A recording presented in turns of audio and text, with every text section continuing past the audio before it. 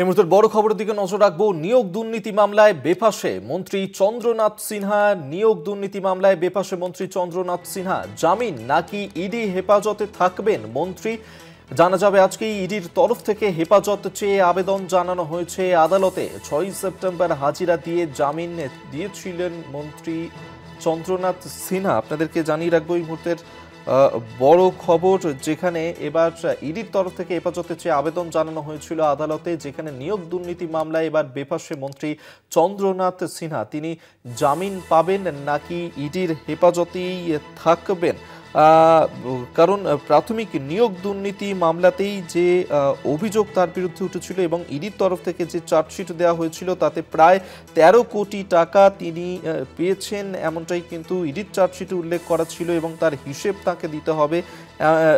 যেমনটা ইডি কিন্তু জানতে তৎপর যে এত কোটি টাকা তিনি ঠিক কিভাবে পেলেন। নিয়োগ দুর্নীতি মামলাতেই এবার বেফাঁসে মন্ত্রী চন্দ্রনাথ সিনহা। প্রাথমিক নিয়োগ দুর্নীতি মামলায় ঠিক কি হতে চলেছে মন্ত্রীর ভাগ্যে, আমরা এই নিয়ে আরো বিস্তারিত কথা বলবো।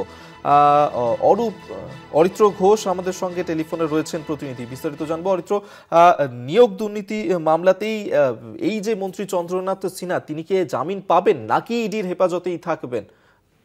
দেখো, এই মুহূর্তে যেটা সব থেকে গুরুত্বপূর্ণ এবং বড় খবর, নিয়োগ দুর্নীতি মামলায় রাজ্যের কারামন্ত্রী চন্দ্রনাথ সিনহা তিনি জামিন পাবেন নাকি ইডি হেফাজতে যেতে হবে চন্দ্রনাথ সিনহাকে, সেই প্রশ্ন সব থেকে গুরুত্বপূর্ণ হয়ে উঠছে। তার কারণ দেখো, এনফোর্সমেন্ট সেক্টরের তরফ থেকে চার্জশিটে মন্ত্রীর নাম রয়েছে, যেটা ইডি সূত্রে আমরা খবর পেয়েছি। একই সাথে গত 6 সেপ্টেম্বর মন্ত্রী চন্দ্রনাথ সিনহা ইডি বিশেষ আদালত বিচার ভবনে সশরীরে হাজিরা দিয়ে তিনি জামিন নিয়েছিলেন। পরবর্তী ক্ষেত্রে 12 সেপ্টেম্বর তিনি ফের আদালতে এসেছিলেন। সেদিনেই ইডির তরফ থেকে হেফাজতে নেওয়ার আবেদন জানানো হয় আদালতে এবং তারপর আদালত 16 সেপ্টেম্বর অর্থাৎ আজকে শুনানির দিন ধার্য করে।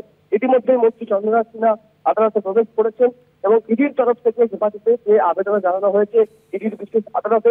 এখন দেখার বিষয় আদালত বিপক্ষের কথা শুনে কি নির্দেশ দেয়, অর্থাৎ মন্ত্রী চন্দ্রনাথ জামিনই হয় নাকি ফের ইডি হেফাজতে যেতে পারেন মন্ত্রী চন্দ্রনাথ সিনহা, সেই প্রশ্নই কিন্তু সব থেকে বড় হয়ে উঠেছে। উল্লেখ্য, নিয়োগ দুর্নীতি মামলায় দেখো চন্দ্রনাথ সিনহার বিরুদ্ধে চার্জশিটও দিয়েছে এনফোর্সমেন্ট ডিরেক্টরেটের গোয়েন্দারা। একই সাথে রাজভবনের কাছে বিচার প্রক্রিয়া শুরুর জন্য যে চিঠি পাঠানো হয়েছিল সেই চিঠিতে অনুমতি দিয়েছেন রাজ্যপাল। সব মিলিয়ে বড় বেফাঁসে মন্ত্রী চন্দ্রনাথ সিনহা তথা বোলপুরের বিধায়ক। এখন দেখার বিষয় আদালত তাকে জামিন দেন নাকি ইডি হেফাজতে যাওয়ার নির্দেশ দেন, সেটা সময় বলবে।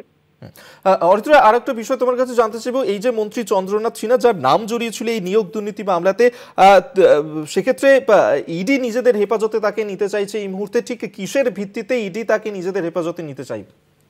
যেহেতু দেখো, এটা খুব স্বাভাবিক একটা বিষয়, চার্জশিটে যেহেতু মন্ত্রীর নাম রয়েছে তাকে জিজ্ঞাসাবাদের প্রয়োজন রয়েছে। কোথাও থেকে কোনো মানি লন্ডারিং হয়েছে কিনা, কারোর কাছ থেকে তিনি কোনো রকম নিয়োগের জন্য সুপারিশ বা নগদ অর্থ নিয়েছেন কিনা, সেই বিষয়গুলি জানার চেষ্টা করবে।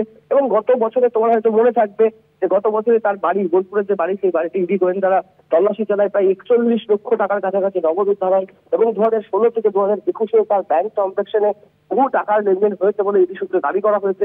সার্বিকভাবে চন্দ্রনাথ সিনহার এই নিয়োগ দুর্নীতি মামলায় কতটা প্রভাব রয়েছে, তিনি কতটা প্রভাবশালী এই মামলার ক্ষেত্রে, সেই বিষয়গুলি জানার চেষ্টা করবে ইডি গোয়েন্দারা।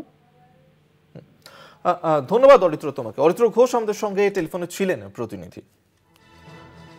এই মুহূর্তের বড় খবর দিচ্ছে আপনাদেরকে, নিয়োগ দুর্নীতি মামলাতেই বেফাঁসে মন্ত্রী চন্দ্রনাথ সিনহা। তিনি জামিন পাবেন নাকি ইডি হেফাজতেই থাকতে হবে মন্ত্রীকে? ইতিমধ্যে ইডির তরফ থেকে হেফাজতে চেয়ে আবেদন জানানো হয়েছে আদালতে এবং গত 6 সেপ্টেম্বর হাজিরা দিয়ে জামিন নিয়েছিলেন মন্ত্রী চন্দ্রনাথ সিনহা এবং আজকে এই নিয়েই কিন্তু আদালতের দ্বারস্থ হয়েছেন তিনি, যেখানে নিয়োগ দুর্নীতি মামলাতে আরও বেফাঁসে মন্ত্রী চন্দ্রনাথ সিনহা। আজকে তার ভাগ্য পরীক্ষা যে মন্ত্রী চন্দ্রনাথ সিনহা তিনি কি জামিন পাবেন নাকি ইডির হেফাজতেই থাকতে হবে তাকে।